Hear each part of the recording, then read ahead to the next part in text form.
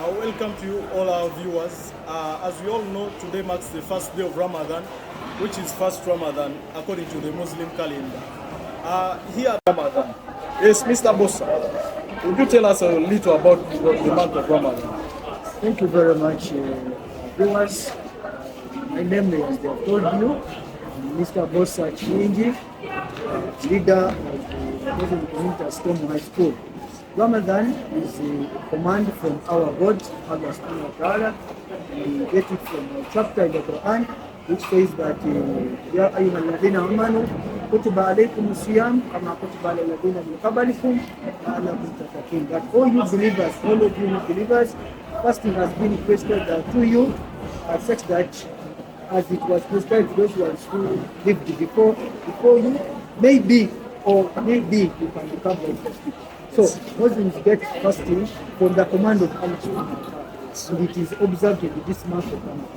Okay, Pastor, can you also tell us a little why Muslims fast? Because we see that Christians are fasting, Muslims also fasting, so why are Muslims observing this fast? Actually, the reason why Muslims are fasting is, first of all, it is a command from God. That's reason number one. We fast because it is a command from God. God has told us in that verse, that chapter, that it has been prescribed to us as it was prescribed to those people who lived before us. Then number two, there is a lot of benefits that we get from what? From fasting. When you look at that very chapter, it says that if you fast, maybe God wanted us to become righteous. So when you fast, you become a righteous person. And maybe as we shall go on, we shall see other importances, other benefits of fasting. Master, we have also seen that Muslims in this school have really prepared for this month. As we saw the days before the Ramadan began, they were really doing a lot to prepare for this month. Can you please highlight us on some of the activities or maybe some of the things they are going to be doing in this month? There are a lot of things we have to do actually in this holy month of Ramadan. First of all, because it is the holy month of Ramadan, we as Muslims, we renew ourselves, we renew our relationship between our God and we the Muslims. So we are going to be seeing a lot of events taking place. As we are fasting, we are waiting for so many things. If I can cite an example, we wait for Laylatul Qadr, which also happens in this month of Ramadan. We do a lot of reading to the Quran, citation of the Quran, we do a lot of charity, and whatever we do is multiplied in as far as rewards are concerned. So Muslims are going to be engaged in a lot of ibadah, if I can say, a lot of charitable things, a lot of praising God, a lot of coming near to our God.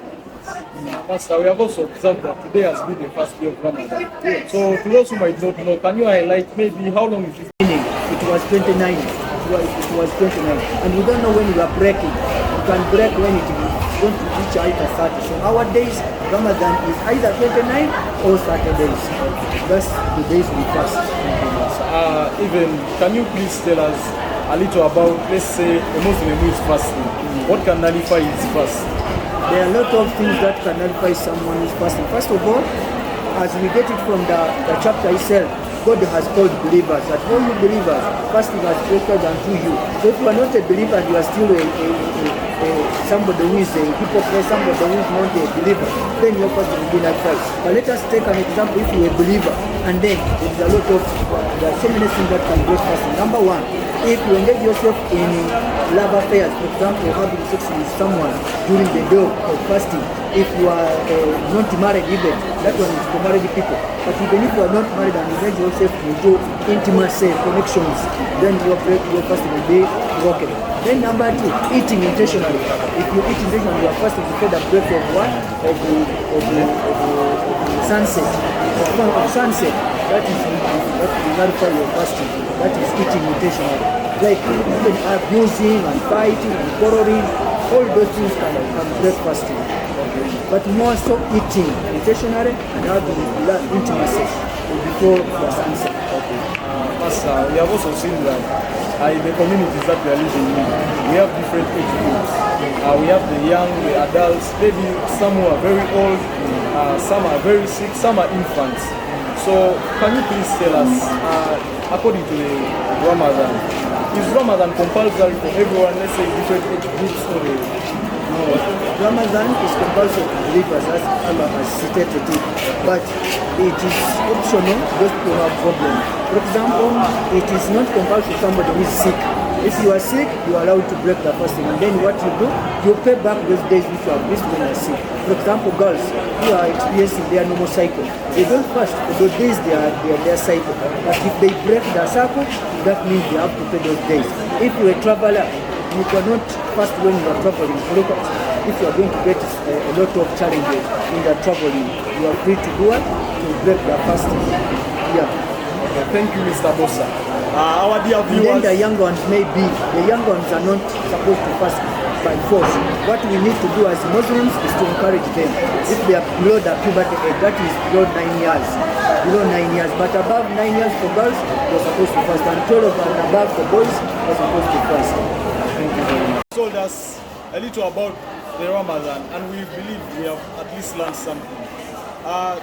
To those who are our viewers for now, stay tuned. We are going to have one of the Muslim student leaders of Storm High School with us shortly.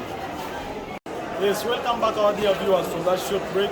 As I told you earlier on, we are going to have a Muslim student leader of Storm High School. And with me I have Sava Farouk, one of the Muslim leaders of the community of the Muslims in Storm High School. Yes, welcome Farouk Sava. Warahmatullahi wabarakatuh. Yes, Sava, how have you organized your fellows, the students, for the Ramadan? First of all, we have encouraged the students to bring some money so that we can break our fast. Secondly, we encourage our fellow students to pray 5 times a day as one of the pillars of Islam. Okay, Sava, I can also see that as some of the Muslims are praying, that usually some of them don't show up, but in this month of Ramadan, we can see that they are coming. So, how have you dealt with that? We have carried out meetings to talk about that, and another thing is Ramadan is the month of welcoming all people, or a Muslim or a non-Muslims. You can join us. Okay. So thank you, Sava. But I also want to ask you a question on a few things about Ramadan. As your leader, Mr. Bossa, told us earlier, the students. Okay, he told us that Ramadan is compulsory for those ones who are 9 years and above. So we are students since they're in the school setting. No, some of the students can be sick. That's not allowed for a Muslim first when he or she is sick. That's one of the points. And for example, the girls, they are not allowed to fast when they are in their period. So have you by chance registered any, let's say, Muslims who are not fasting right now, or they are just somewhere else? We registered some time back, but now they are going to fast. So thank you, Sava Farouk. Our dear viewers, as we have heard from him, this is Storm High School. The month of Ramadan has begun, and we are going to observe it with the Muslims together, as the Christians also in their land. Thank you for viewing. Good night.